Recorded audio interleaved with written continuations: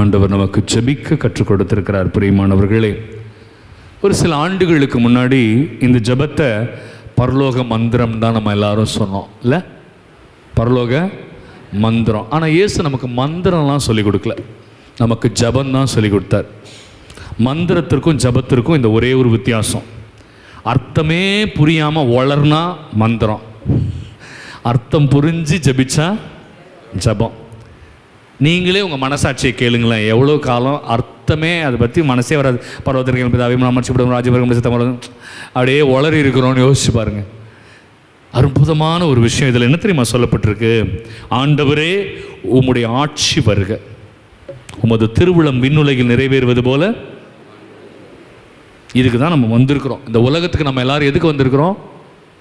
ஆண்டவருடைய ஆட்சிக்காக உழைக்கிறதுக்கும் ஆண்டவருடைய திருவுளத்தை நிறைவேற்றுவதற்காகத்தான் நம்ம படைக்கப்பட்டிருக்கிறோம். வேற எதுக்காகவும் கடவுள் நம்மளை படைக்கல. மறைக்கல்வி கேள்வி இது.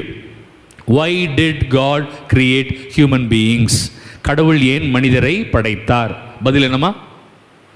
3 தான் பதில்.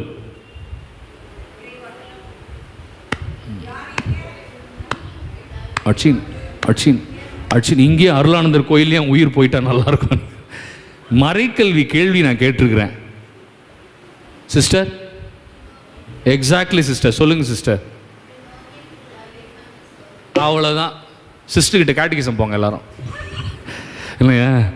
To know him, to love him and to serve him. அவ்வளோதான். கடவுள் நம்மளை படைச்சது 3 விஷயம் தான். அவரை அறிந்து, அவரை அன்பு செய்து, அவருக்கு மட்டுமே சேவகம் செய்ய. கடவுள் நம்மளை அவரை அறிந்து எப்படி அறிஞ்சுப்ப? பைபிள் வசனம் தான்.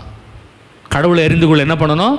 பைபிள் வசனம். பவுல் சொல்றார் இல்லையா, பிலிப்பியர் 3:8, கிறிஸ்து இயேசுவை பற்றிய அறிவை தவிர மற்ற அனைத்துமே குப்பை. போதுமா? கிறிஸ்து இயேசுவை பற்றிய அறிவை தவிர. அப்போ அவரை அறிஞ்சு கொள்ளணும்னா இறை வசனம் தெரிஞ்சுக்கணும். அடுத்தது அன்பு செய்ய. அவர் எப்படி அன்பு செய்வ? சக சகோதர சகோதரிகளை அன்பு செய்வதன் மூலமாக நான் யார் அன்பு செய்வேன்? ஆண்டவர் அன்பு செய்வேன். வந்துருச்சா? 3வது அவருக்கு சேவகம் புரிய. அவருக்கு எப்படி நீ சேவகம் செய்வ?